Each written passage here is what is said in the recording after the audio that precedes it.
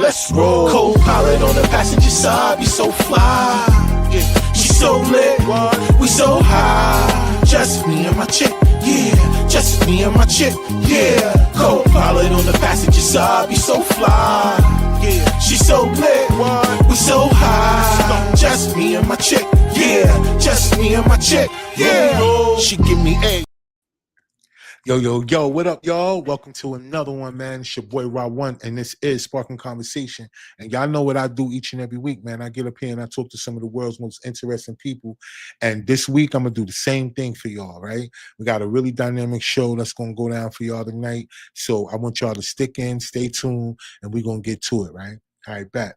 So before we do all that and I get into my guest and bringing her up, right?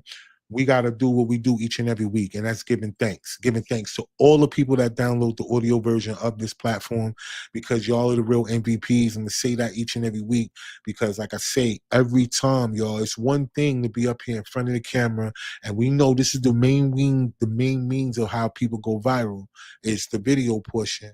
But to know that people are really out there wanting to hear what you got to say and wanting to hear what your audience is, what your guest is talking about, and the whole nine is crazy. So I gotta give a double shout out to all the people that download the audio version of this platform. Thank y'all so much from the bottom of my heart. Okay. Secondly, listen, I'm just thankful, right? Because you know the boy been putting in work, right, behind the scenes. So you know that we put out Kill No One about 2 months ago, part 1, which is a short film comedy that, you know, me and the crew, we came together, we knocked that out. So today, right, part 2 came out.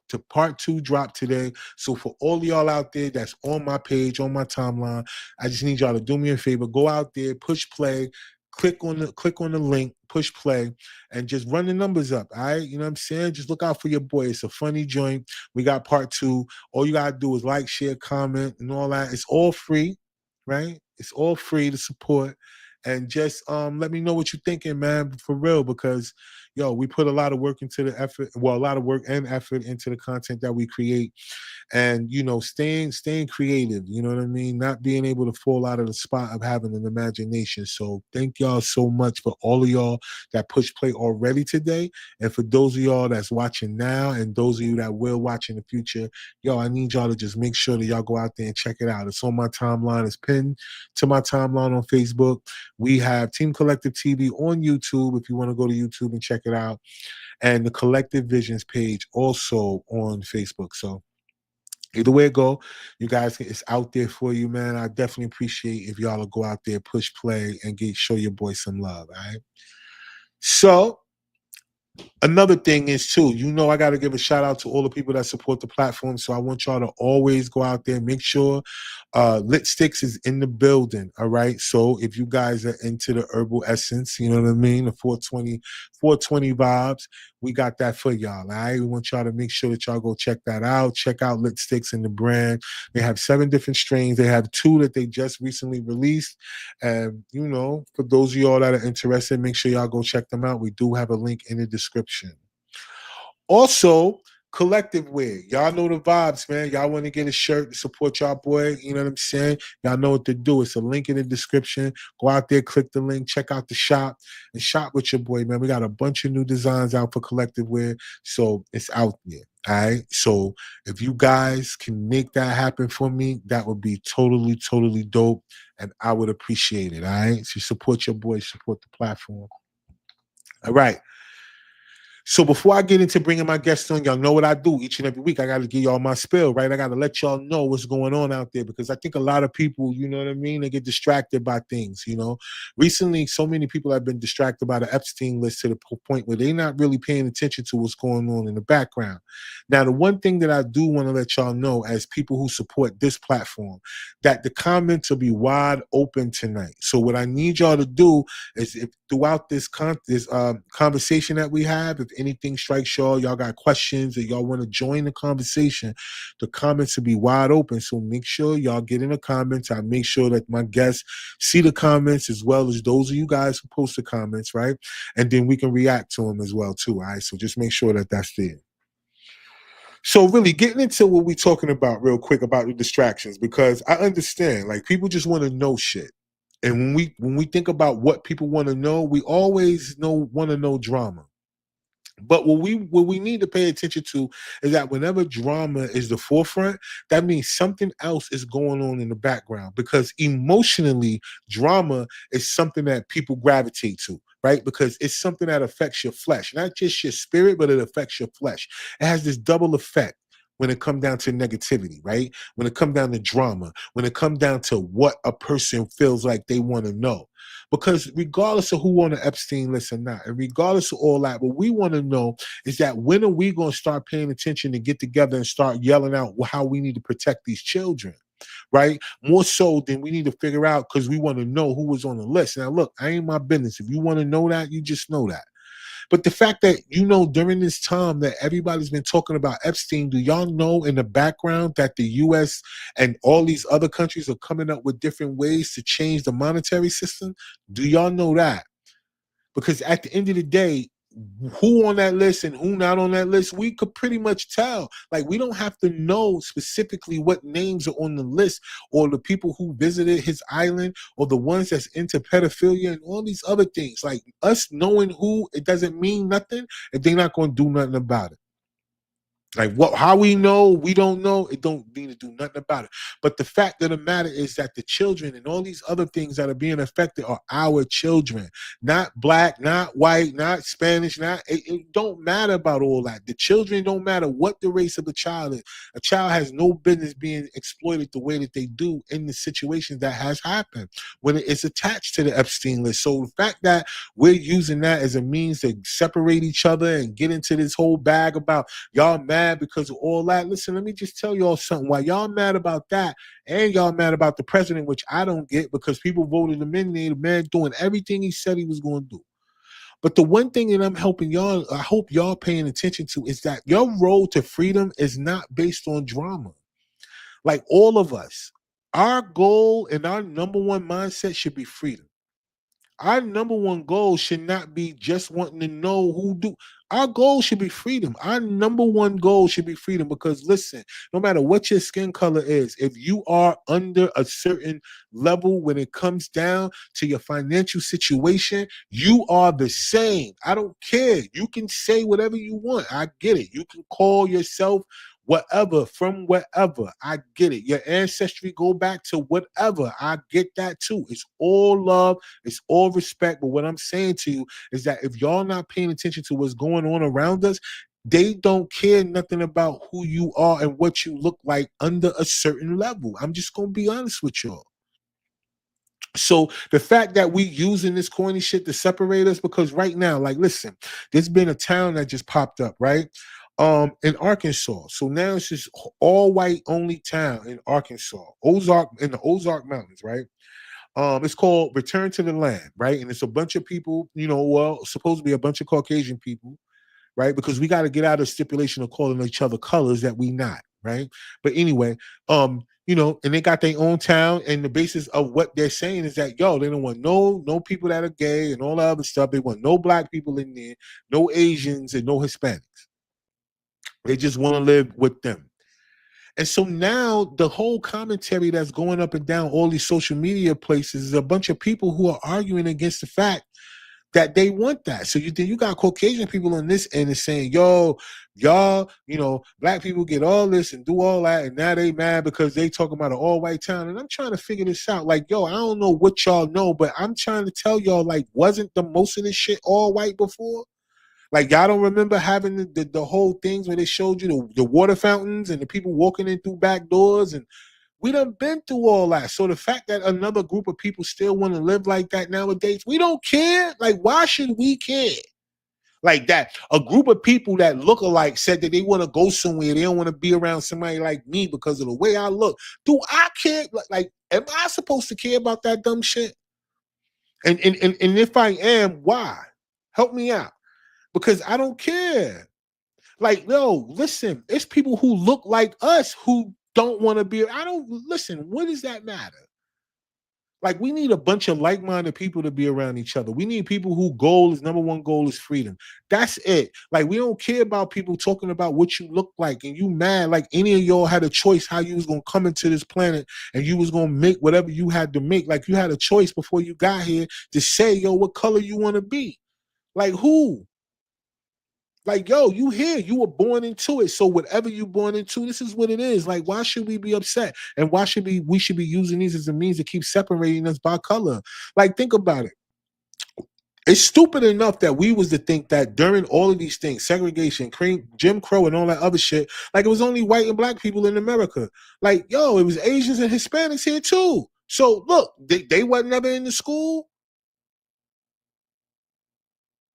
You mean to tell me that everything that went on is only between black and white people? Like, who, what, like, why? What are you talking about? That shit is stupid. It was a bunch of, everybody else was here. You got to think about it. The United States was colonized by the Spanish, by the French, by the Italian. So what are you talking about? Like, if you kind of put it all together, they always here. Like, all of them, all the European countries was over here. They had certain parts, this, that, and the third. So what are y'all talking about? And then y'all know when the Asians came through, when they was building all the railroads. Now, come on, y'all. Y'all know that. Millions of them was here. Millions of people from over in China that was in prisons and that was poor people that they sent over here to America to help build the railroad system here in America. We know that. It was a bunch of them. Right? So what are we talking about here? Like, but when it comes down to history, all they show us is little black people walking into a white school because now all of a sudden it's segregated and that's it. But so the Asian people didn't have to go to school when they was here? The Latino people didn't go to school while they was here? Like, what are you talking about? But in our history, all they doing is showing us this divide between black and white people, and still to this day, that's what the main focus is. And it's so stupid because we going through the same shit. If you poor, you poor. If you grew up in a ghetto or a trailer park, I don't care. You're going through the same circumstances. You got the same WIC. You had the same food stamps. You stood in the same lines to go get whatever they was giving y'all for free. You had the same Section 8. Like, where's the difference at in the circumstances and the things that we had to deal with? Yo, besides what? Our skin color is just that, but our circumstances are all the same, and yet we still use the stupidest shit to keep us separated, and now that's what we arguing about, right? And then we got the whole thing going on with the law too. So now it ain't got nothing to do with whether you white or black. Now the law is against you. Now the police is the ones, because look, y'all know with the new guy, the kid who got punched in the face, right? With the traffic stop. Now I can't believe this, yo. This is just me. Like, listen, I was watching the PBD podcast today. And this really pissed me off because these people these are all a bunch of rich men sitting up here. Not that that matter, but what I'm saying to you is that it comes a point in time where, you know, common sense just got to be common. Y'all, they wanted to push the issue because they claim that black people, because they have something against this whole DEI thing, because somehow or another, brown and black people have been roped up into DEI like it was for us, and nobody benefited from DEI but white women and gay people. No disrespect. I'm just being honest. Like, yo, if you get props, get props. I'm gonna give y'all flowers right now. I'm not gonna hate. We know that that's who really benefited off of DEI, but the fact they keep lumping us in with this dumb shit. And this is what they did. So these guys are sitting up here trying to make a big deal based on the traffic stop before he showed what he showed. But here's my thing. Regardless, yo, they could bust the window if they needed to do it. If they saying that he wasn't complaining, all that, we get that. But busting the window and then punching him in his face, like, where do you get to do that? Right? To the point where we got a sheriff standing up there trying to take up for his people by saying, yo, y'all upset because y'all only saw one part of the video. No, we don't care. We're not upset because we only saw one part of the video. We upset because your man busted his window and then punched him in the face. Like, what part of whatever was going on gave him the right to punch him in the face? Just because he didn't do what they told him to do, all right, bet. But then when they bust the window, just like he reached in there, Look, they bust the window, punched him in the face, then opened the door, took his seatbelt off, and took him out. Now, why did the punch in the face have to be in there? So I'm saying to y'all, like, no, we not living like that. If y'all want to continue to use this black and white thing as a means of separation and just to have a talking point to act like black people should not get nothing because everything they feel like we've been given, and we ain't been given shit. We just been taking whatever somebody has been given based on a bunch of people who work for free. No, I didn't have to do it. And maybe my grandparents didn't have to do it. But before they became who they were before that, and their great-grandparents and everybody before that, they part of the people who helped work for free. There's no other race of people in this world or this country that can say that their lineage come from working for free. And that ain't even our lineage. We go way before that, we more all this other shit. But just the fact that that's just where they leave us at. And that goes along with my guest tonight, because my guest is here to fight for a cause, right? It's some crazy stuff that happened to her husband. And so often I have people on this platform that is dealing with a bunch of stuff that has to do with the law. The very people that we pay them and they do harm to us. We pay for the harm that goes to us. And then whenever we're labeled a certain way, just because it's labeled that way, we are looked at that way. So here's what we get ready to do. I got a couple of comments up here. I'm going to show the comments. And then I'm going to bring my guests in here so we could get into this. Because listen, y'all, I tell y'all on this platform, this is what we do. This platform is open for people who need to get the word out about things that's going on in the world. This ain't a clickbait platform. This ain't the platform you want to come on if you think that I'm going to have just anything up here. That ain't what it is.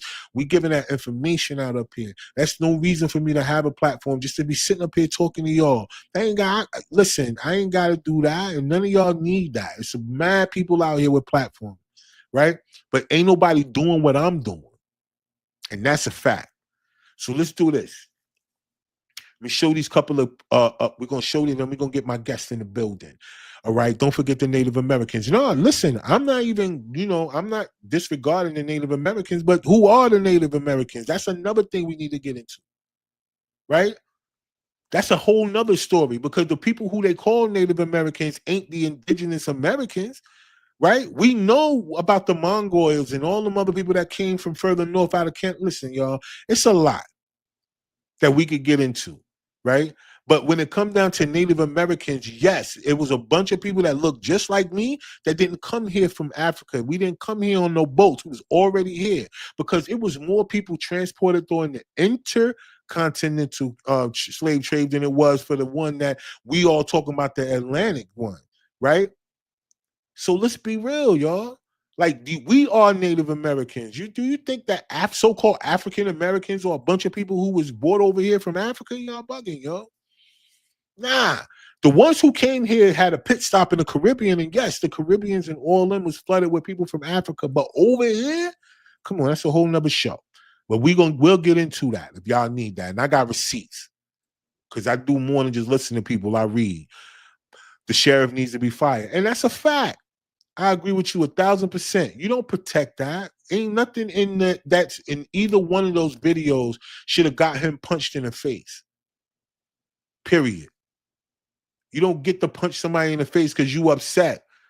That man, if that dude got a job, then listen, you just paid. That dude paid to get punched in the face. And if that's the case, then he should have been able to punch the officer back then. You want respect between people, you got to give respect. Sheriff T.K. Waters, that's his name. Yeah, we know, and we know he is so-called African-American, black person, brown, whatever we want to call it. We understand that, right? Because what we know is that all skin folk ain't our kinfolk, right? Because that's the point I'm trying to make to y'all. If we all really came over here on boats, then why is the people who look like they all came over here on the boats the most separated? Stop playing with me, yo. So listen, this is what we're going to do. I'm going to bring my guests up. Right? Because this is the Bob, yo. We got to get into it. So I'm going to bring my guest up. And yeah, we're going to get into it, y'all. Whoa, what's going on? What's going on? How you What's doing? going on? Hey, I'm glad to be here. I'm glad you here. Right? And I see we got Daniel in the building. I'm going to bring Daniel on up too. Let's get into it. Daniel, what's going on? How we doing, guys? Hi, Daniel. Nice seeing you Hey, again. good He's seeing with you. How are me. you? Yeah. All right, bet. So listen, this is what we're gonna do, y'all, real quick. I need both of y'all to do it, no matter who goes first, but we need y'all to introduce yourselves to the audience and then let them know why you're on the platform this evening. Or we start with you, Rebecca. Okay. My name's Rebecca. I am the founder and host of a podcast called Wickedly Judged.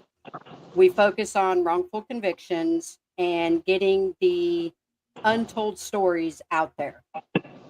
Most people don't know, but there are hundreds of thousands of people sitting in prison right now that are completely innocent, and the court system will do nothing to help them. So I'm trying to get their stories out there one at a time. Thanks. I That's what's started up. it because, as you mentioned, today marks a pretty big milestone. It's been 20 years to the day that my husband has been incarcerated for a crime he didn't commit. And my whole reason for starting the podcast was just to get his story out there. And then I was like, well, if this happened to him, how many other people has it happened to? Right. And my inbox was flooded with stories, and it's taken me a while. So guys, if you've emailed me, I am getting to your story. It just takes time to research and go through court documents and do everything that we do to be able to put your story online. Facts. Just bear with me. Gotcha. It's just Gotcha. me and Daniel. It's just us right now. That it Gotcha. is, yeah. All Yeah. right. So go ahead, Daniel. Tell the people who you are, man.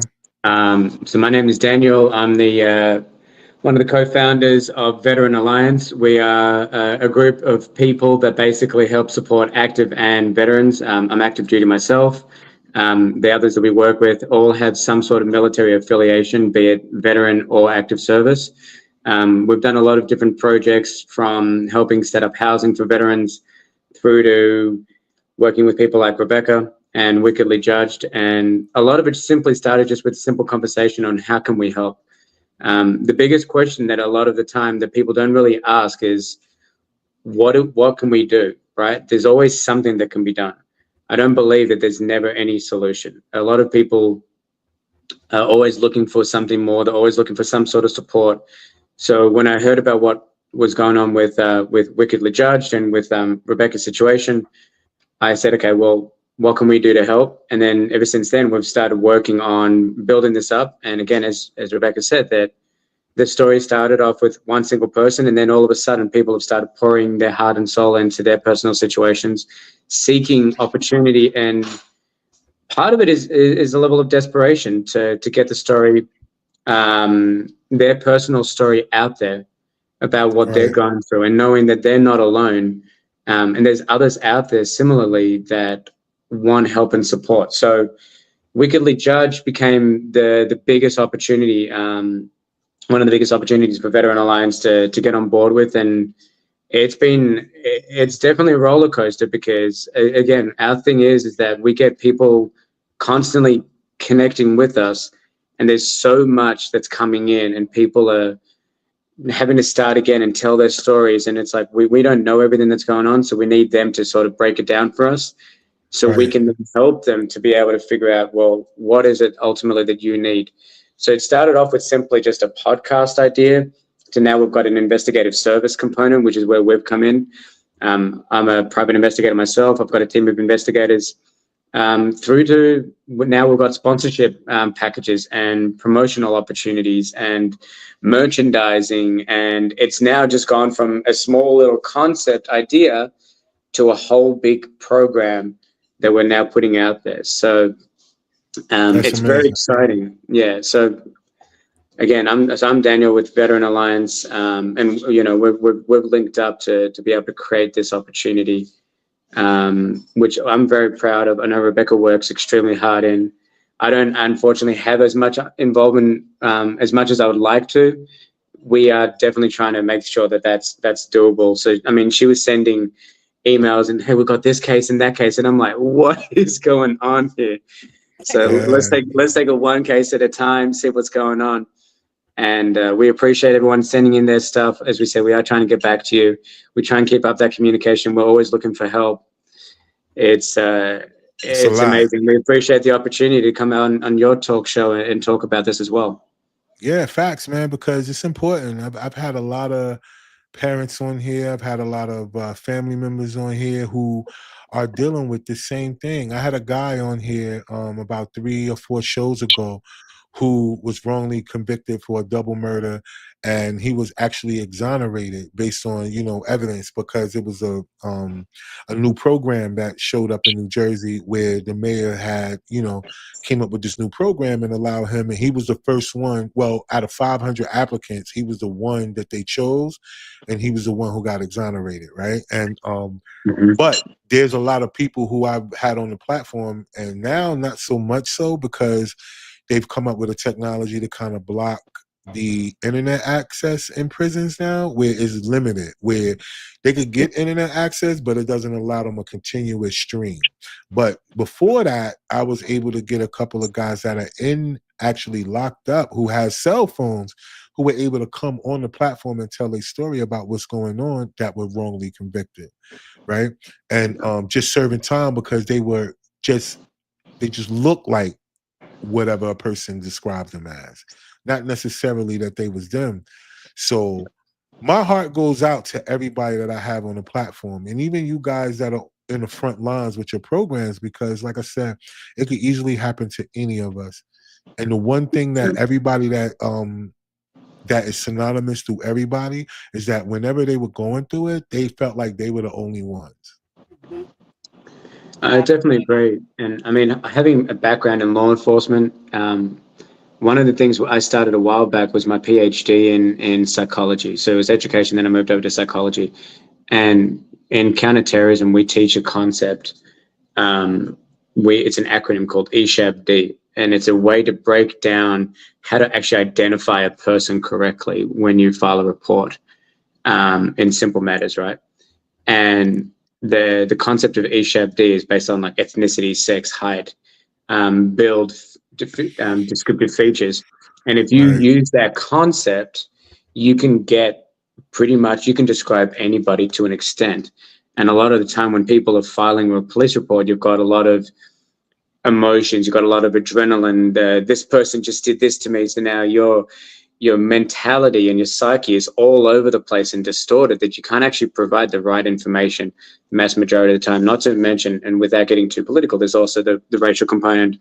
There's, do I really want to get this person into trouble, or was he truly involved? Was he not? Oh, he was present, but he might have been in the distance. But that's what your mind is focused on as well. So a lot of the time people are getting the wrong information about these people. And we've seen cases of that exactly. Like we've got a case where someone wasn't even in the state. How are they being convicted when they weren't even in the state at the time? That's crazy. There's the vendettas, I'm going to get you into trouble because I can. And a lot of the time the court systems here in this country have failed these people. They've failed the opportunity for these people to stand up for themselves. And then these people are like, well, who's going to defend me? And if we can't put out their stories and get the truth out there and get the message across, like, get your facts right, give people a chance to defend themselves, look at the facts, even if we present the facts correctly from a legal perspective, how can you charge somebody based on hearsay? How can you do this and that? So we take the information, we take the cases, we look at them and analyze them from an investigative perspective. We look at them from a legal perspective. We've now got legal teams that are working with us, and we're seeing an insane amount of evidence that just doesn't make sense. How can someone be charged for something when they weren't even present? Listen, you listen. I had a lady on here just 2 shows ago, and her son, he's going through that exact same thing. They came up with a book. It's called The Wrong Ride Home. Well, not but Wrong Ride Home, because all he did was, there you go. Yeah. See what I'm saying? She emailed me about it. Sent me the book.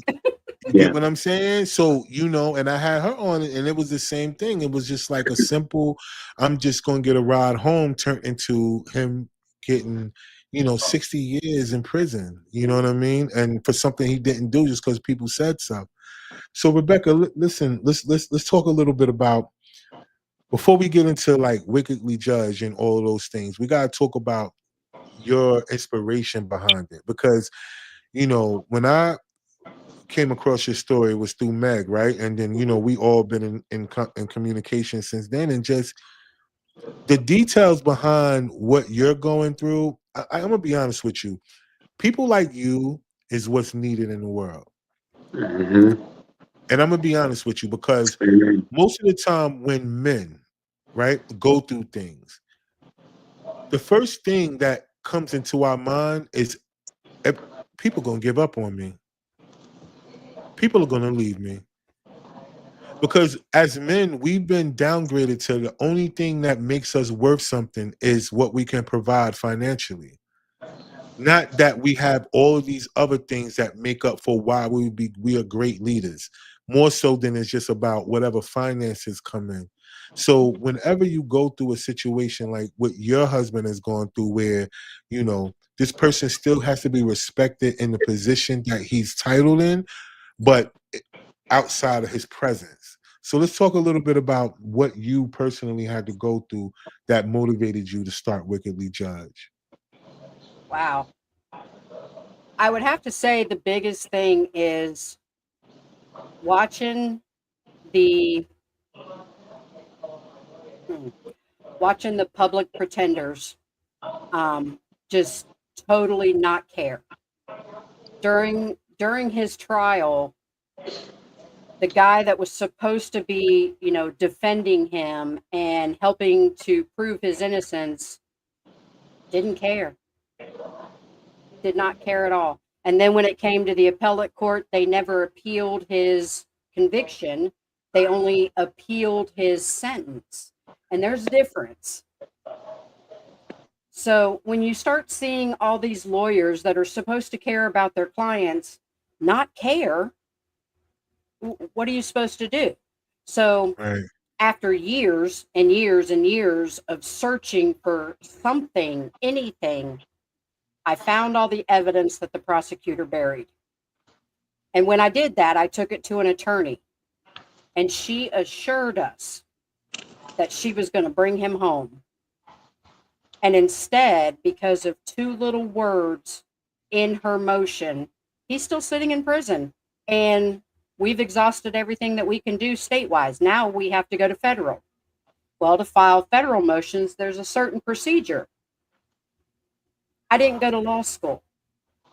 I'm not a lawyer, but I'm going to figure out this procedure. I've read every book that I can get my hands on, because I'm not paying somebody $20,000, which is what one attorney told me would be a retainer. Not that would get the motion filed. It was just a retainer. And I Mhm. don't know about you, but I ain't got 20 grand sitting in my pocket right now. But it's Right. like they just don't care. All they care about is, if I win this case, or if I go along with what the prosecutor says, can I get a promotion? And if I get that promotion, I'll make more money. And when I make more money, I'll have more power. Mhm. They don't care about their clients. Now, I'm not saying all of them, because there are still some out there that do. But the majority of them, your public pretenders, are so overworked and have such high caseloads, they don't have the time to dedicate to each individual case. They get handed a case, walk up to the thing, either ask for a continuance or plead not guilty, and hello, we're moving to trial now. They have no idea about the person sitting there, Yeah. because Yeah. you can read all you want to read on paper. But if you don't know what you're reading based on the person that you're supposed to be defending, you're going to believe whatever that paper says that that prosecutor gave you. And the thing that gets me is there's these prosecutors out there that are withholding evidence all the time. It's become the norm for them. Yeah. They don't care about guilt or innocence. All they care about is their conviction rate. And as long as their conviction rate is high, they will get reelected. And as long as they get reelected, the community thinks that they're keeping them safe from all these criminals. but they're not. They're putting innocent people behind bars, and the criminals are still running the streets. Some of them get married and become preachers and have kids. Yeah, Just saying. that's the saddest part about it. So what is he actually charged with? He got charged with aggravated murder, two counts of tampering with evidence, and 1 count of witness intimidation, I believe. Yep. And the witness intimidation was all based on a lie. He supposedly threatened the other people that were involved, and that never happened. The tampering with evidence was supposedly getting rid of bloody clothes. That didn't happen. And the aggravated murder, well, he wasn't convicted of that, thankfully, because in the state of Ohio, that's basically the death penalty. He got convicted of murder, and they gave him 21 to life. Wow. And this little piece of technology right here has the confession of the person that actually did it. And during the interrogation, the detectives tell him to stop talking and don't tell him that he did it, and he will be going home tonight. They already have the person in custody that they take for the one that did it. Took me years to find it. It was under the victim's name. Wasn't even under his case number, nothing. You know what's crazy though? What you saying that, it all goes back to the fact that, we have to go through so much when it comes to these prisons and the way that they're set up because they're privatized. A lot of them are. Mm-hmm. And so with that being said, there's regular business owners that are owning these prisons, and it's all for profit, right? So you got a bunch of people just running through or getting sent through just for profit. So not only, like you said, you call them public pretenders. I like that. They're gonna get paid either way. You know what I'm saying? They're basic. Whether they get to pay the same whether they win or lose the case. So that's why I feel like they don't care about winning the case because they get paid the same thing either way. The one thing about it though, like you said, moving up based on connections, by being that person that seems like they're going along with the plan, which is to get the kickback from those that's been seen or sent to the private prisons, because it's all a racket, right? And how the money gets recycled. And like I said earlier in the opening, not only do we pay for the police that do what they do, the public defenders, the taxpayers, we pay for that. Mm-hmm. The money that's subsidized and goes to the privately owned prisons, we pay for that too. The prison system is one of the most successful businesses in the United States, and people need to understand that. They get the owner of the prison, if it's state-run or private, it don't matter. They get a kickback for every prisoner that's in there per day. So what are they going to do? The judges are going to sentence them to the biggest sentences they can get, because guess what? If it is a privately owned prison, yes, they are definitely getting kickbacks in the form of campaign funds. It also depends on the type of case as well. So the higher the type of case, the more money they get. If it's something lower, like lower level security, it's not beneficial for them. They prefer the more dangerous criminals, the ones that could affect society and stuff like that. That's a better tax break for them as well, because it is a tax break as well. Yep. Yeah. And if you think about that, that's what they're giving out to people, even like your husband and others who didn't even do the crime. They're getting blamed for a crime that comes with the most time, because with the most time, the person who owns the prison, whether, like you said, it's state or private, that's how long they get to receive money. And it's a sad thing that's what we're reduced to as civilians, right? As regular everyday people who are considered to be tax-paying people, we're nothing more than just pretty much a commodity to those people who are in an elite status. And that's why in my intro I said what I said. It comes down to the point where our number one goal should be freedom, but not being tricked out of our freedom as well. But in the instance like what happened with your husband, being totally innocent of a crime but getting blamed for it, but then being forced to accept the crime as if he did it or not. And then having people like y'all and a bunch of others that are fighting for them. The only difference is all of you guys that are fighting, it's just that y'all are not together. Not Right. in the sense of not like y'all can't be. It's just that's just what it is. You're in Ohio, you got people in Georgia, you got people in Mississippi, you got people in North Carolina. You know, all these people are going through these different things, but it's the same thing. But it all needs to be attacked federally. And because everyone is doing the right thing, right? They're doing everything they can to start at the state level. And then but it's really the federal that we need to go to, because when the Asian people got the hate crime bill, they went federal. Mhm. They didn't wait around. Like they didn't deal with a lot of things that we as, you know, regular citizens or, you know, had to deal with in order to be here. And they were able to get a hate crime bill passed based off of things that happen in a nail shop. Not necessarily that things that happen in the streets or things that happen to them on a regular basis, something that happened in a nail shop. And they were able to get a hate crime bill. But for those of us who have to walk and live in these societies each and every day, who things are just being targeted towards a group of people every time, and we can't get no, because we not grouping together going federal like the rest of these people are. And I think that's where it comes down to. So let me ask both of y'all, and either one of y'all can chime in on this. What do y'all think it's going to take for us to really get these stories in front of these people in these Senate seats and these congressional seats? Like, what do we really need to do? It I got this because I've been thinking about this. It's going to take a community. It's going to take everybody coming together as one, and it's going to take us standing up. And it's like in Ohio here right now, what they're trying to do is get rid of this qualified immunity, which basically, if you don't know what that is, that makes it so prosecutors, police, and judges are not held accountable for the mistakes that they make when it comes to like suing them civilly. You can't go against them. So, like, if you've been exonerated after a wrongful conviction, you can file a civil lawsuit, but you cannot include the judge, the prosecutor, or the police because they have immunity against that. Get rid of that. Start holding these people that are making these mistakes accountable for their actions. And the minute you start holding them accountable, I guarantee you wrongful convictions will go down. Detectives will actually have to do their jobs.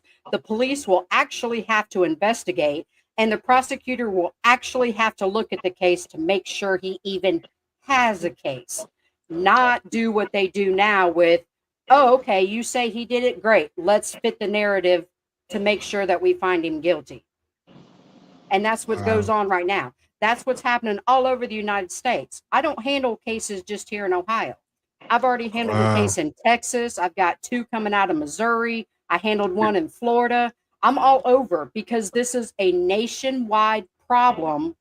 What used to be what we call the good old boys type of mentality in like the little small towns, you know, well, that's nationwide mentality now. It's the good old boys. As long as you fit in their crowd, then you're okay. But if you don't fit into their crowd, you stand on the outside, they're going to do everything they can to put you behind bars.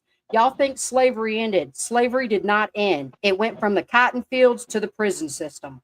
And if you don't believe me, go check out neighborhoods where the fathers are being ripped out. Because why? Because they're black. And it was a black man that committed this crime. And don't you know, they all look alike. Like, come on. That's true. I'm being real. Like, I'm one of those rare people. I don't see color. I see your heart. That's what's important to me. Where is your heart? Not what the color of your skin is. So slavery didn't end, y'all. You think it did, but it didn't. It's sitting in the prison systems right now with families torn apart, with single mothers out there that are having to be on welfare because they can't work because babysitting is too expensive.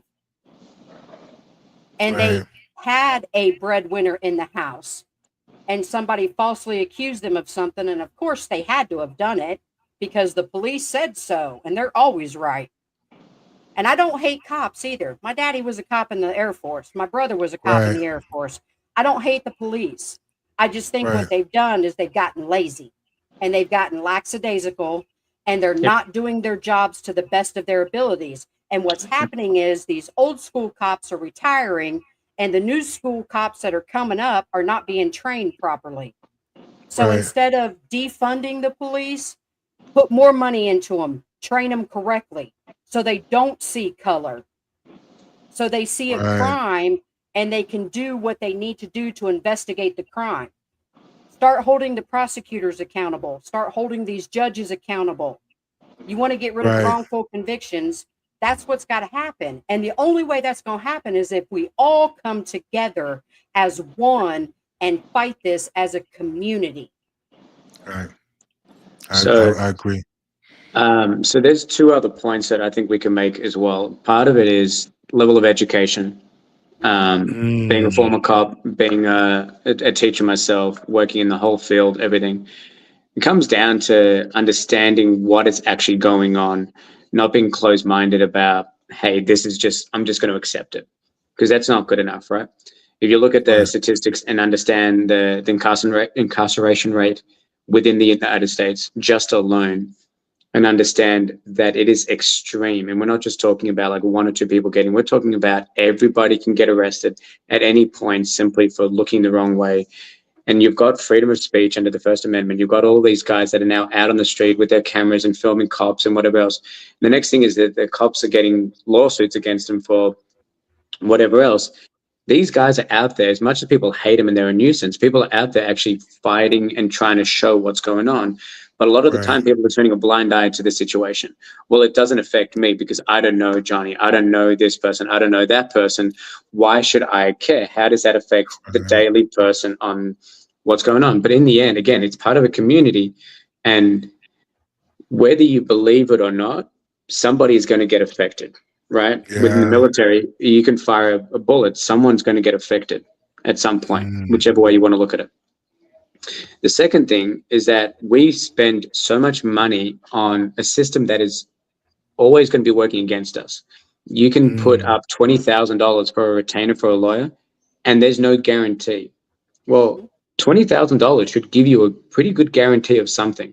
If I'm going to go to a store and I'm going to go get a loaf of bread at $3, right? I know I'm either going to be fed, and the bread is either going to be good or bad. There's no other options here, right? But I know there's a guarantee of something. So how is it that I'm putting up $20,000 and there's no guarantee? That's a whole car. That's two cars for some families, you know? And that's just a retainer. So if we did the math on it, right, where you took some of that money and actually put it to people that are actually putting the effort in, don't just take my money and I'm just going to be done with it, but actually invest in what you're doing, invest in yourself, invest in this community, invest in the responsibility of yourself and others, and also just be a good person and be like, look, I would rather give you $10,000 here, wickedly judge, go investigate all that. Do you know how much it costs to run a background on somebody? What's the average cost? It's starts at $400 to run a background on a person. And we're talking full reports and everything. $400 alone can give me all the information I need on conviction rates, arrests. I can find out nearly anything on anybody, and through my investigators, just on a report itself. I can look at credit reports. I can look at email accounts. I can look at all these things. We can then trace people. We've done a lot of work in terms of tracking people down by simply a simple report. That's $400. Yes, you have to invest in yourself, but you have to invest in the people that are incarcerated. Don't be skimping out on the idea like, hey, I'm not going to put any effort in, because they're the ones sitting in prison. You're the one that's free, that's able to go out and work and do what you got to do and face this. But you're not facing this alone. Again, it comes down to a community. So if we keep feeding money into a lawyer that's never going to do anything for us, that's $20,000 you could have given to someone like us and said, hey, we're going to be behind you every step of the way. We email you, we call you, we check on you. How are you doing? Oh, I'm really struggling with this. Okay, well, we understand that there's a psychological effect to everything you're going through. You're not going through it by yourself. You know, give us $20,000, and hey, out of that $20,000, we're going to make sure you got food. We're going to make sure you got financial support. You're going to get psychological help. You're going to get whatever you need to get through this, to be able to say, you know what, Rebecca, it's okay. We're here with you. Let's get your story out there. Let's get it on the news. Let's use our avenues. I've got a lot of political connections and networks. Hey, maybe you might have somebody. Okay, cool. Well, now 2, 3, this type of platform, everything is now connected. That we've now created an entire stream of opportunities to flood the information out there. Again, educating the people. So I think everything y'all said, man, is exactly what I've been yelling for a while. It's just that we have to find ways, because of the fact that everyone that's going through these things are all, they're scattered out.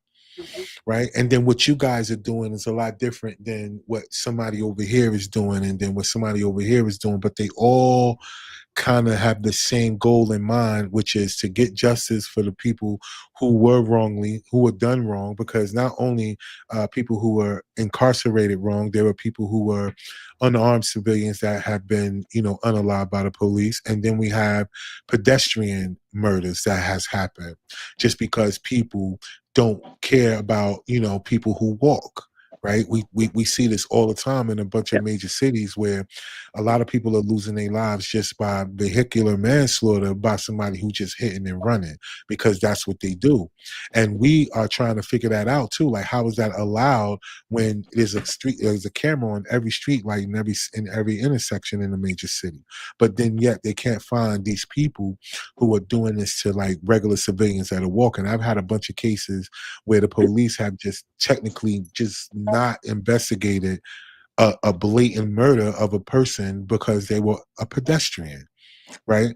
And so it's so much going on, and you guys have both said the right things. Community, right? Which is even the people who are not actually affected by it. It can happen to you. So that's why I encourage people who watch the platform and all these other things to make sure that even when you guys come on, to try to even follow y'all, send y'all, even if it's just simple emojis or simple encouraging words to let y'all know to keep going, because these things are needed, because you guys are not only fighting for your loved ones, which, selfishly so, you should be able to just focus on your loved ones. You guys are fighting for people that you don't know. Correct. Yeah. And this is the part about sacrifice and the part about community that we miss, because they allow us to be separated by the things that are not as important, like our skin color, like all of these other things that people use to keep us separate, but not knowing that, listen, it doesn't matter to these people on this end. They'll use you as quick as they'll use anybody else. They don't care, because the people I have on this platform, they're not black people, they're white people, they're Asian, Spanish people. I haven't had, Asian people yet, but, Spanish people, these are all the people that I've had on here that are going through the very exact same thing. But yet on the surface, we're separated because of how we look. That's the hardest thing to get over. Go ahead. What you gonna say? Let me put this out there. You know what's crazy is that people are so willing to volunteer times at soup kitchens and shelters and all this. And don't get me wrong, people do some amazing stuff at these programs. There's nothing wrong with going to a food shelter and either asking for food if you don't have the food and the money and whatever else, or just simply getting the help. So by all means, we're definitely endorsing the idea. If you need help, ask for help. People are there to help. What's crazy in my mind is that I'm come from a different country. I'm from Australia, right? And our mentality is very different. We're all about the concept of mateship. I can literally meet anybody from my country, and we're instantly there to help. Right?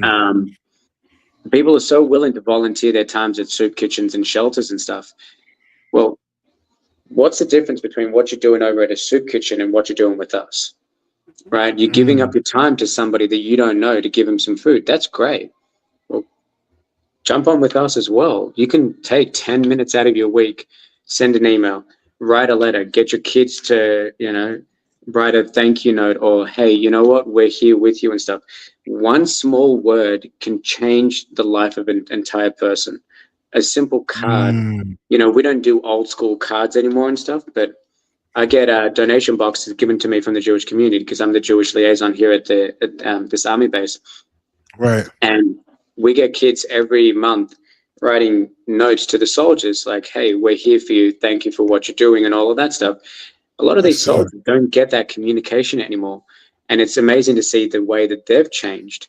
And now they're wanting to give back and, you know, get into some sort of pen pal situation or whatever. So we've got a couple of guys Yeah. doing pen pal work and whatever. But 10 minutes a week is not a lot. 5 minutes a day, right?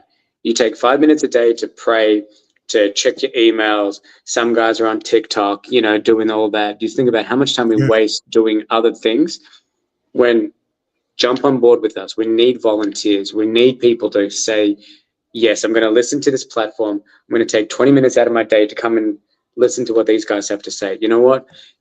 Doesn't have to be financial. Yes, we would love people to donate and stuff, but hey, we're going to volunteer some time. What can I do to help? That's where the motion and this movement will start. And again, all these different groups are doing their own thing. And yes, it's sad because we don't all come together. But a lot of these other groups as well, I'm not discouraging a lot of the other groups, they don't have the same mentality, right? Again, I didn't meet Rebecca prior to all of this. I simply heard about what was going on, and I'm like, all right, cool. I'm going to give my time and effort to do this. I'm not getting paid. Rebecca's not getting paid. But we're in the fight, literally in the fight with everybody on the ground, heart and soul. So people need to see that there's different sides to everything. Don't always volunteer to do other things and then push this stuff aside, because you're never Right. going to get these guys out. And I'm talking from a military perspective as well. You can't go in and grab a hostage if you don't actually go in and get the hostage. You know, they're not going to walk freely. These people are hoping for your advocation. They're hoping that you're going to put some sort of effort in and show that we care. Yeah, man, that's good, man. Let's get to some of these comments real quick because Yeah. there's been a few coming through. So here we have Myra Enterprises. He might his mind, I think that's what they meant.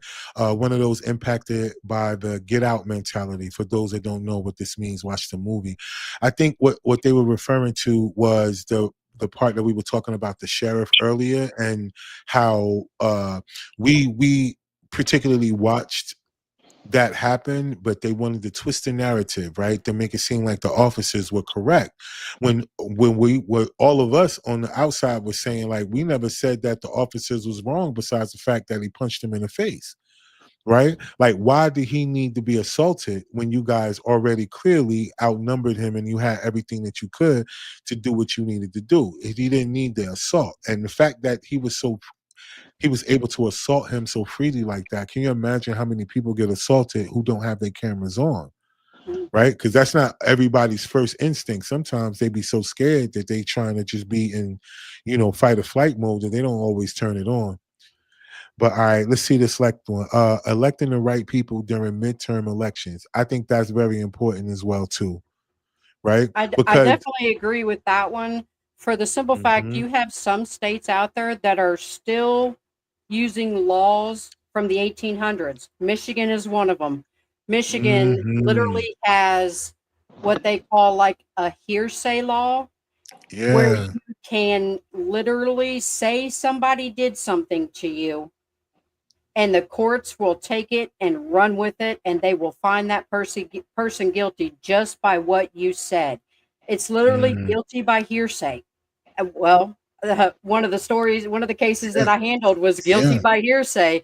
And literally, if you listen to that, go to that podcast and listen to it, because the judge literally says right before the jury deliberation, you don't need any evidence whatsoever to convict this man. All you need is what she said. Now let that sink in for a minute. Do you know how dangerous of a law that is? So I can say somebody assaulted me or sexually assaulted me. Let's go there. Somebody sexually assaulted me. All I got to say is they did it. There doesn't need to be any evidence whatsoever. So if a girlfriend and a boyfriend get into a fight, she can say that he took advantage of her against her will. He's going to prison. Y'all need to open up your eyes about how dangerous this stuff is. And it's not just Michigan that has this law. It's all over. It is dangerous. That means nobody is safe. Nobody. No, you're right. Especially in Ohio, there are a lot of really, really bad laws on the books in Ohio still to this day. Hmm. And it's crazy how that works too. And Ohio is one of the states that blatantly is proud to have these particular laws on the books.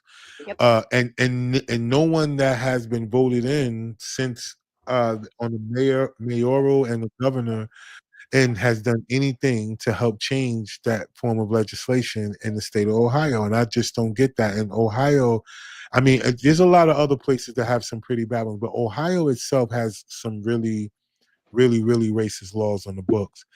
And it's crazy that that hasn't been changed or fought against yet. That's crazy. Let's see. We got I'll give another. you a reason why it's like that. So you start out as a Mm-hmm. defense attorney, okay? Then you Yeah. go to the Yeah. prosecutor side because you got elected in. Congratulations. You won all these, got all these Mm, convictions. Now you're the prosecutor. Okay, so then you get elected into office as a judge. Now you have to figure you've made friends. You've gone to law school with all these different people all across, because there's not that many law schools to go to. So you're all friends. And as you get promoted, guess what? You bring your friends along to work in the office with you. So right. it completes this cycle of mistakes until you look at the attorney general that's sitting in office right now, who is best friends with somebody who was disbarred. Why? Because he committed fraud. Wow. I mean, I could get it. Look up Tony Viola case. Look up Justice for Don Pasella. Yeah. This woman literally lost her life at 26 years old because she was trying to right the wrong that the prosecutor had done. That's crazy. They killed her before she could testify. I'm telling you, this stuff happens. People think, oh, that doesn't happen. That's only in the movies. No, this is real life. The United States has political prisoners. They have people that are wrongfully convicted, and they make it impossible for these people to get back into the court system. They make it impossible. They withhold mail Mm, so you don't get your paperwork in time, so you can't file your appeals on time. They withhold evidence that lands you in prison in the first place. Markel Lundy's one of the cases I handled.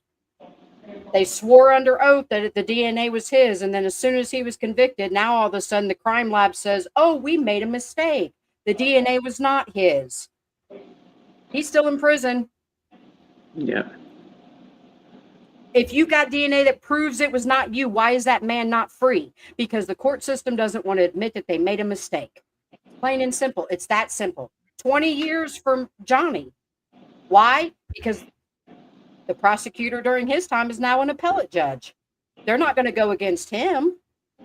And the funny thing is we have to file motions at the trial court, which I think is the stupidest thing ever, because the trial court is never going to admit they made a mistake. In Johnny's case, we have to file at the trial court. Well, then we have to file an appeal at the appellate court. Well, guess who's sitting on the appellate court? The prosecutor that was the prosecutor during his trial. You think he's wow. going to admit that he made a mistake? No. You think he's going to recuse himself? No. Why? Because he doesn't want his mistakes getting out. So they're going to deny it. And he's got friends in the Ohio Supreme Court. You think they're going to go against him? No. And this is why people stay incarcerated. This is why they keep them in prison. They make it impossible for them to get back into court because nobody will admit that, hey, we screwed up. And that's all it would take. We screwed up. Let him out. Wow.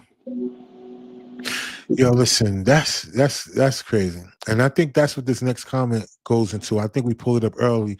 It was like, prayerfully, when the public grasps what's at stake in midterms, from congressional control to state governance, they're more likely to treat these elections as meaningful opportunities for change. And I believe that, because there's a lot of people who don't believe in the midterms as they do when it comes down to just, electing the president, because these people don't have to campaign. Like I don't see judges campaigning. I don't see DAs campaigning, No. but they always get voted in.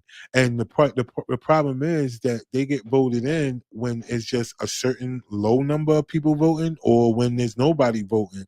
They still gonna go based on the people that go in there and vote. So these are so many things. And one thing that they talk about in our community, and Daniel, which is dope. I'm glad you said that you from Australia, because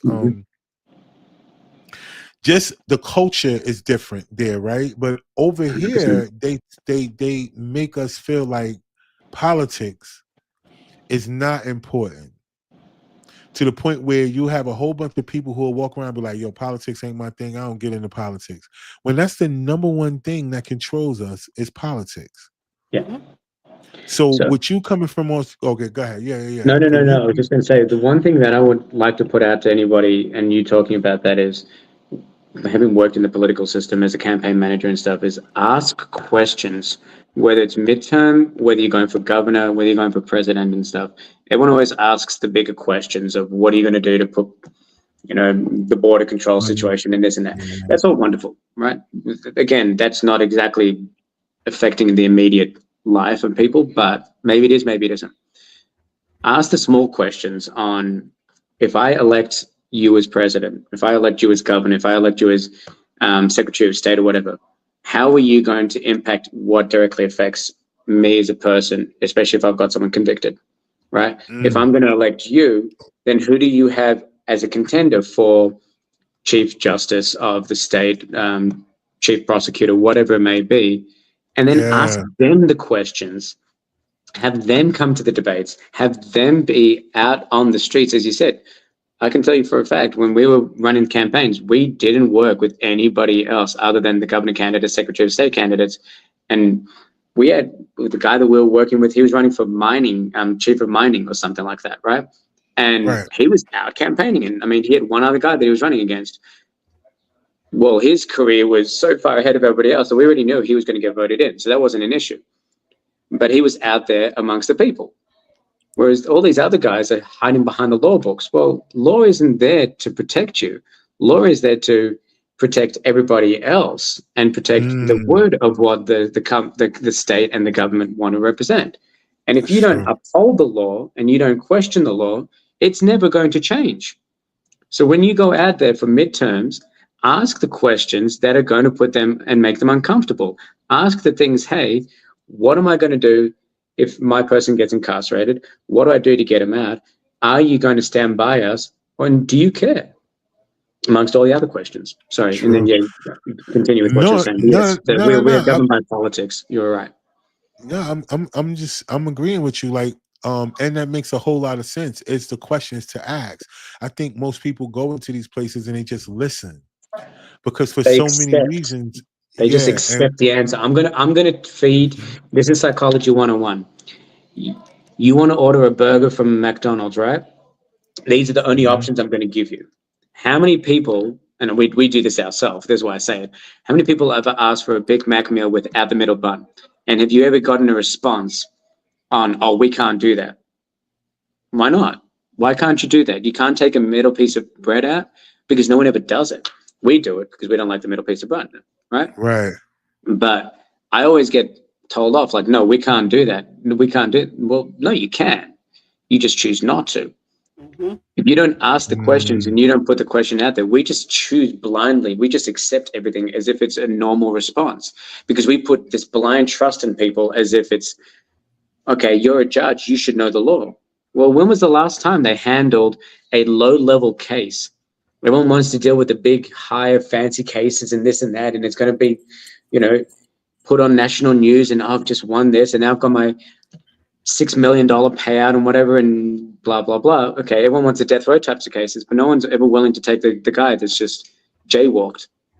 And then when you do, you give them to the public defenders that have zero knowledge and zero background, and they're trying to get to those high-level cases, but they don't even care. But again, we're just so blindly open to accepting what's put in front of us that we don't bother asking the right questions, and we just accept the law for what it is. I'm not a lawyer. I've got people that work with us that are lawyers. and they can tell you, hey, like, that's actually not true. The mass majority of people that are involved in these types of cases have done more legal research than the lawyers themselves. You can ask True. Rebecca any question about what she and her partner's gone through. And she can quote books. She can quote the legal system within her state. She can quote legal systems within 3 other states because she's got the cases, and they're all simultaneously effective. They're all the same case, just in different states. Different states. Right? So the fact that you've got somebody here that hasn't spent $150,000 on a law degree that can outlaw a lawyer proves that the education system is wrong, proves that we don't ask the right questions, and proves that we blindly accept everything for its face. Yeah, that's It's funny that you say that because, like, I posted this on Facebook one day. You have a lawyer that's a prosecutor, right? He went to law school. He had to pass the bar to become a lawyer. Then you have a judge. He had to go to law school and pass the bar to become a lawyer and then eventually become a judge. Right. Then you have your public defender who had to go to law school and pass the bar to become that public defender. Okay. Right. But you have 12 people sitting in that box that ain't never been a day in their life to law school. They have no law degree. They have not passed the bar, but they know enough of the law to be able to judge you and decide the fate of your life. Right. But I can't go to court and defend mine because I'm not a lawyer, but I can sit on the jury and judge him. Make that make sense? Wow. Like, why? That's, yeah. And everybody's like, well, that's just the way it's always been. Oh, okay. Well, when do we speak up and say this needs to change? Just like people need to understand, the government doesn't rule us. The government works for us. We can fire them. We hire them by election. We can fire them. And we need to start doing that. Y'all want these laws to change. Y'all want everything to change, but nobody wants to do anything to make that change. We just want to sit back and go, well, it doesn't directly affect me. So I'm just going to gripe about it. And hopefully somebody will step up and do something. Correct. I got to the point where enough's enough. I'm stepping up. Nah, you right. No, you're right, because that's the mentality that a lot of people take. It's not happening to me. And that's the thing about politics. You know, people don't think that politics affect them. And I'm saying to them, no. Every day it's affecting us. These laws, these things that we have to deal with each and every day, it's based on what somebody else is saying that they want to do to us, not for us, but to us, when we have the power to change what happens to us, but we don't work together. Why? Because the biggest thing that keeps us separate in this country is racism, and that's the worst thing, right? Because it's the stupidest thing, because the circumstances are the same no matter what your skin color is, right? The circumstances are the same. They don't care about you. They will use you for the bottom line. And at the end of the day, we don't change the bottom line, because like y'all said, you know, people go move to a state, like, you know, they'll live in a state, but before they move to that state, and I'm guilty of that because I'm a transplant from another state, you know what I mean? And I didn't come to the state that I moved to and be like, yo, let me look at the laws before I moved there.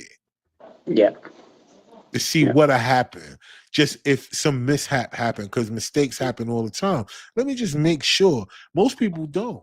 What most people go look for is either weather or how much money they're going to make with this relocation based on their jobs, you know what I'm saying, and stuff like that. Most people look at these states to move to based on those. They don't look at it and say, hold on, let me look at me, and let me go look at the laws in the state to see if this state will be a state that I need to go to because of these things that can happen. And to be honest with y'all, a lot of people who grow up in the states that they grow up don't look at the laws from their states. They live there all their life and don't know that, you know, in some states, a jaywalking can get you like a 30 days in jail for crossing the street wrong. We still have laws from back in the 1800s when the Constitution and all of that was first established. Do you know how many stupid laws we have in Florida? You can't tie an alligator to a fire hydrant. The law is there because at one point it was effective. So why is that still applicable? But yet But yeah, you walk down the street and you jaywalk and you get thrown in prison for 30 days. Are you kidding? Yeah. You Yep. can't Like, eat an people, ice cream wake cone up. on a Sunday walking backwards down the street. Like, who Like, even thought it- about that kind of stuff? Like, let me put this out to people, all right? Let me put this out to everybody. Take 5 minutes any day of the week. Take 5 minutes, look up the dumbest laws of your state. And I assure you, it is a great conversation piece for dinner.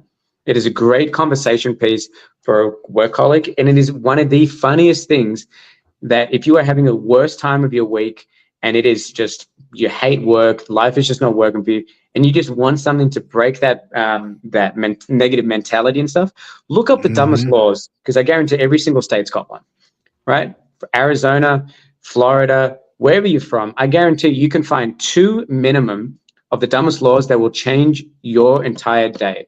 Because we do this like every, I think my wife and I do it every couple of months. We choose a different state and we look it up, and it's a conversational piece for dinner, right?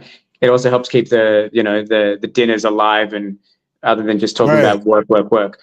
But I guarantee you, look it up, take 5 minutes, and you will see how dumb this is. And this just shows that most people do not know what is being affected in their lives. They just, again, blindly accept everything. I would rather give you and your show, right? I would give you guys $100 a week if I knew that I was going to get something out of it. That's the general mentality. What am I going to get out from you? As opposed to, you're doing the right thing. I love what you're doing. I support you here. Keep doing what you're doing, because in the end, you're spreading the right message. We just accept the face value of what it is. And it's very frustrating. People need to open their eyes and see, look at the laws, look how it's going to affect you. We're in this world for what? 86 years, I think, is the average lifespan of a US, right? If you look at the lifespan, so between 0 to 10, you can't have any impact. 10 to about 15, still zero impact. By 16 onwards, now you're starting to drive. You don't think you should know the laws about driving? Well, I would start looking up that stuff. So from 16 to 86, even before the 86, because realistically, you're stopping driving, what, about 78, maybe 80 years old? So that lifespan, you should probably know your law of where you live. Just saying.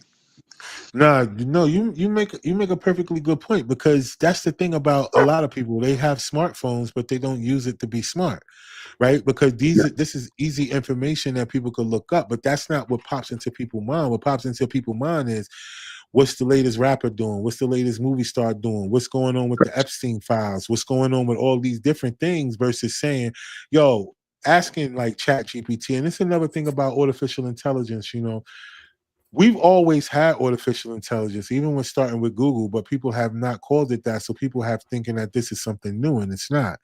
But if you have something like ChatGPT, it's easy for you to ask ChatGPT, what are the stupidest laws in my state, and get everything ran down to you. Even when it comes down to laws now you can really break things down, get letters written up, and all you got to do. It's so much technology at our grasp, but most people are in fear of it versus learning how to use it and to help them. Even in these fights that y'all are in, using artificial intelligence will help y'all get to so many things so much quicker and directly, because it's there for you to pull from. The only difference in what you guys are saying versus the mentality of most people is that they have that, if it ain't affecting me, I don't care about it. Yeah. But it affects you, because at the end of the day, it may not be your nephew, your brother, your husband. I get that. It may not be, but it very well could. And that's the only part that we don't pretty much pay attention to, that we think that it won't happen to us, or it can't happen to you. Correct. We call it, in counterterrorism, it's called the bang theory. Right? I don't know if you guys know. I've told Rebecca about this. The bang theory is simple, right? The incident occurs is the bang. You've got left of bang and you've got right of bang. You can be either proactive on the left side and stop that situation from occurring. Get out there, do your research. Don't let it affect you, because you know your laws, you know your rights, you know everything that can stop you from getting into the incident. Or you can be the victim afterwards and, I didn't know, and I didn't know that I couldn't go down a highway at 180 miles an hour when it's only a 60, right? Well, you know the law because it says it's 60, so therefore don't do it. But then you get into a car accident. Well, it's not my fault, except I'm the one that's speeding and I'm the one that's driven straight into the back of somebody and now, God forbid, affected somebody else's life and destroyed their life because I'm just being dumb. So the bang theory is simple. You can either be proactive and learn to get out there, find the research, find the information, do what you have to do so you don't affect that incident, or you can be the victim afterwards. And a lot of people don't understand that you got to get out there. You got to do the research. You got to do this. You got to do that. Be proactive. Be supportive in that. It's never going to happen to me. Well, I can give you plenty of counterterrorism situations and, those sort of situations. Having worked in them, we gave the information to the United States about 9/11. People didn't listen. It was never going to happen. Yeah. How many lives were lost? This was never going to happen. That was never going to happen.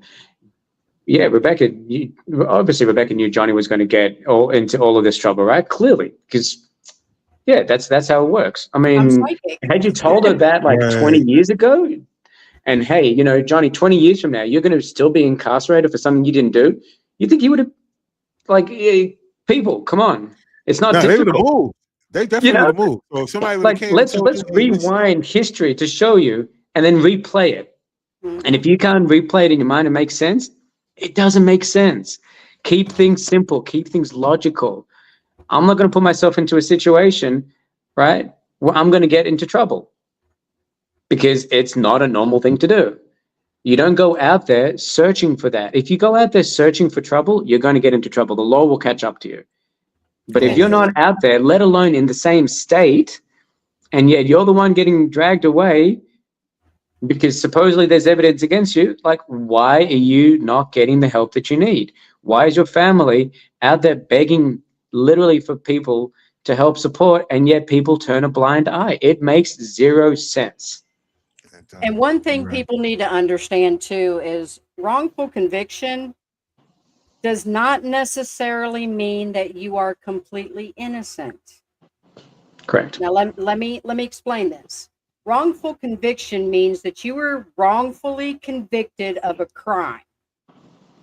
That can entail the police illegally obtaining a search warrant. Yes, they may have found something with that search warrant, but they obtained the search warrant illegally. So now you've been convicted of a crime that you may or may not have done, but the police didn't do their job. They broke the law in order to convict you. In a lawful way. That is what a wrongful conviction is. Not everybody that's wrongfully convicted is 100% innocent. Yeah. It just was convicted for something that they didn't do, but they was able. And I think that's where the term trumped up charges come from, because then you have people who they get caught for one thing, or like the book that you put up. The lady said her son was being looked for the fact that it was a murder involved, but then they got him on a robbery. Right. Just based on his cell phone signal. Not that he did the robbery, but just based off his cell phone signal being in that area, they charged him with that too. And here's the thing about wrongful convictions is that for everybody that's wrongfully convicted, there is a person who actually did the crime. So the fact that there are people who are in jail for wrongful convictions is really crazy, because there is a person that really did the crime who could be in that position. So even when it comes down to the fact that we know that the prison system is set up for money, and they just running people through based on that, that's it. Whether you're innocent or guilty, it don't matter. If you get caught up in the snare, they're going to use you. But the fact that they do that, and then the person who actually did it is still outside. Because they could easily fill these prisons up with people who actually did the crimes, and versus still make just as much money. They still make just as much money versus what they doing, just throwing anybody in there because it makes money. And what's crazy is that the state's about to lose money, because one wrongfully convicted case that gets overturned is a crazy payout for the person that's been convicted. So you're either going to lose yeah. up to $300 million because you've been wrongfully convicted. The state's going to be affected. So if the state is so financially focused on making money through these systems, all it takes is somebody to actually do the research, hence Rebecca, who's literally got evidence that they tried to bury, right? The state should understand, like, if that gets turned in and that gets put into now the court case and whatever else, well, you're about to get screwed, aren't you? So financially, what's the pros and cons here? Like, you can either admit the honest situation and be like, look, okay, mea culpa, we're at fault, it happens, we take the hit. We would have more respect for you as citizens by saying, you know what, you're a good judge, we understand that you make mistakes, you're human. Or do you want on your record that you've just lost $300 million because of a lawsuit, because you charged somebody and you accepted that and you hid evidence and whatever else, regardless of the fact that we actually have the evidence here? I mean, again, like, logically, it just doesn't make sense. And people really need to do research, because I can almost guarantee that every single state has a wrongful conviction fund already set up that the state puts money into, because they know that people are wrongfully convicted. Exactly. It takes at least, I think the last statistic I read was like, it's at least 18 years that a person is wrongfully incarcerated before they even get the first hope of exoneration. Look at the people that have been exonerated: 43 years, 38 years, 56 years. You're talking whole lifetimes. There ain't a dollar, there's not a dollar amount in the world that will give Johnny back the chance to raise his kids, that will give him back the chance to spend time with his mom and dad before they pass away. There is not a dollar in the world that will give that time back. What are they going to do? It's generational trauma. Yes. You're right. And you're right, because the guy that I had on that was exonerated, he had to spend 16 of those years in prison before he was exonerated for something he didn't do. You know? All right, so look, we got a couple more comments here, y'all. We're going to get into these comments, and then we're going to give y'all, we want y'all to give out information on how people can actually connect with y'all, because what you guys are doing is very important. And then what I'm going to do, because I'm going to connect. So what I feel like is necessary is for me to have a show where I have like a panel style with all of you guys on it, because a few of y'all need to be connected, right?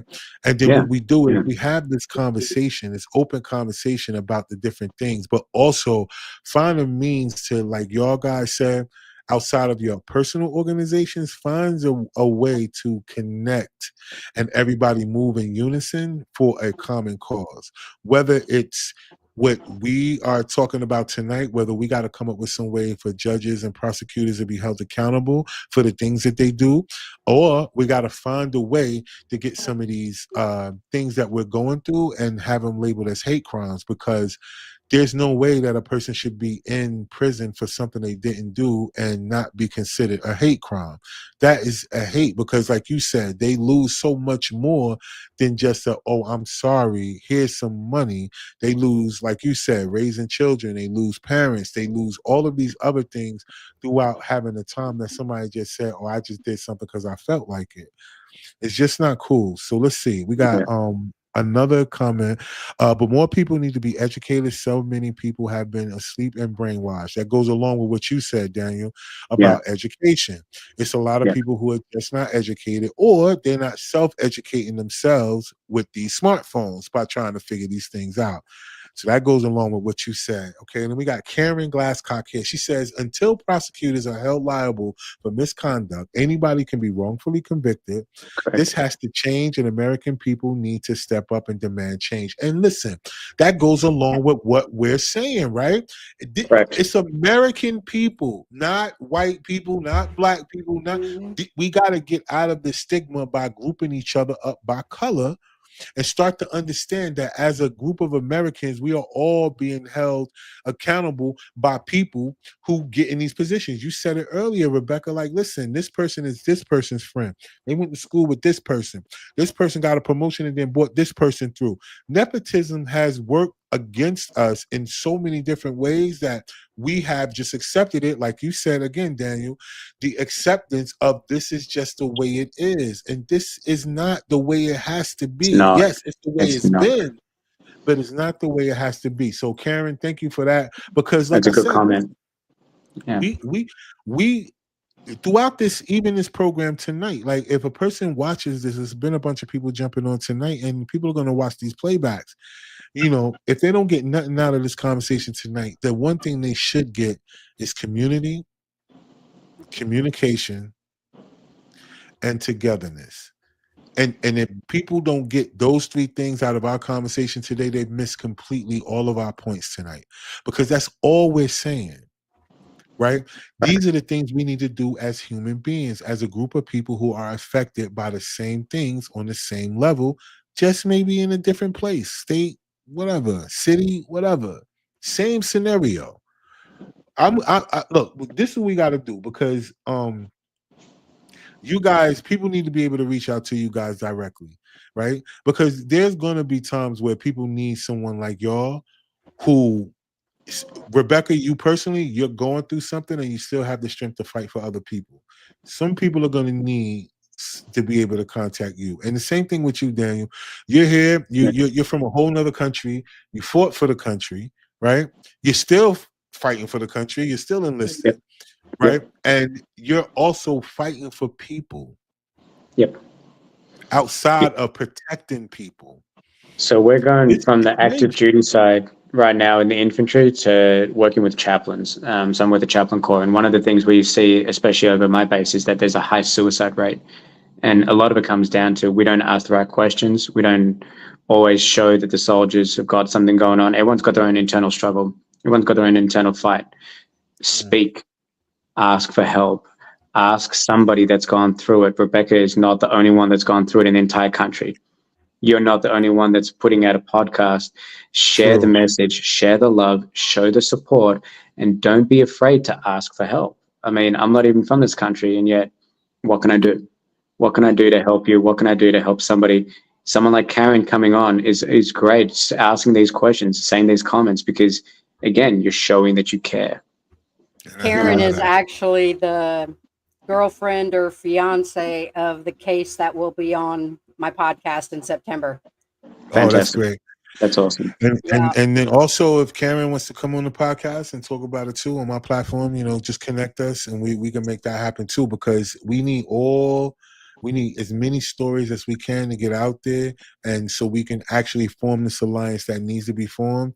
And you know, I'm doing my part. Like I said, the platform is open. This is what we need, and we got to use social media to get these things around. And you know, for the most part, people look at platforms like mine and they say, you know, everybody has one. But I promise you, everybody's not doing the same thing that do have one. One thing we wanted to put out there is, what are your thoughts? And I know Rebecca and I have spoken about it briefly, and we've spoken to some of our other guys we work with, is I hate using the term conference, but it's sort of a conference, a networking conference, 2-3 days, and each time it rotates through different states and different locations.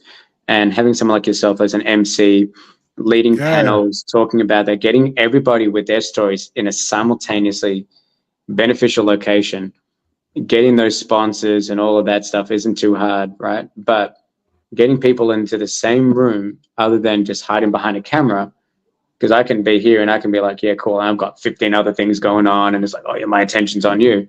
Well, let's get everybody in the same location, travel together, unite together, hear each other's stories, and then figure out a solution. What do you think? That's fly. I like that a lot. I mean, I've actually had a vision of that, being able to be a part of something like that. So the fact that you're saying that is just confirmation.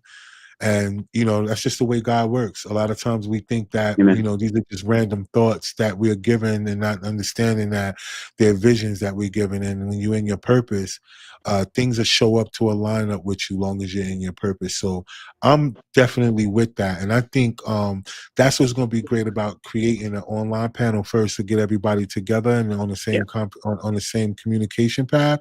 And then that way we can start planning on how we could physically, in what city that would be be the best to host what we're trying to do and get everybody to be able to show up, and also get the community to come out, right? Because we need the community to come out and hear these stories, right? We don't need a bunch of us just to talk to each other. We need a bunch of us to talk to Correct. people and get them in there. So I do necessarily think that we should have some more communication offline and continue to kind of build that. Some things we need to keep to ourselves. You know what I'm Yeah, saying? When definitely, it comes down to definitely. We're private. here. We're Yeah. here, and this is an So opportunity for people to get their message out, get their stories out, hold people accountable. We could look when we're not talking about mobbing a lawyer or a judge and stuff, but let them come out and hear.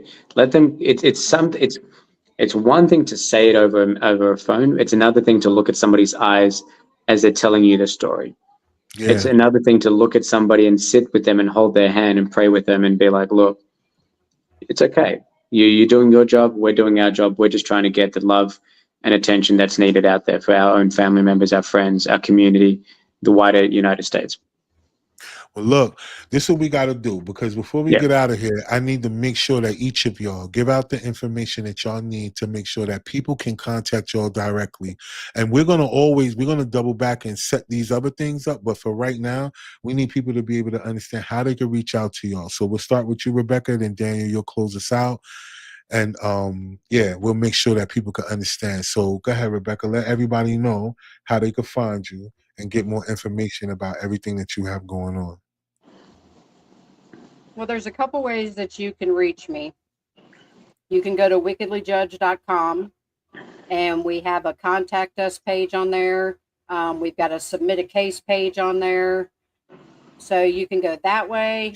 You can email me, wickedlyjudged@gmail.com. You can direct message me on Facebook on the Wickedly Judge page. You can call. I can 513-393-7452. That's Wickedly Judge's phone number. Send me a message, post it on Facebook. I don't care. Go on LinkedIn. We're on there. Go on TikTok. We're on there. Right. For a I second. think her signal Yeah. is messed up a little bit. Yeah. Yeah. But till she come back, go ahead, Daniel. Let everybody know how they can So, find you and get in I contact. mean, for me, it's a lot simpler. We've got Veteran Alliance on Facebook.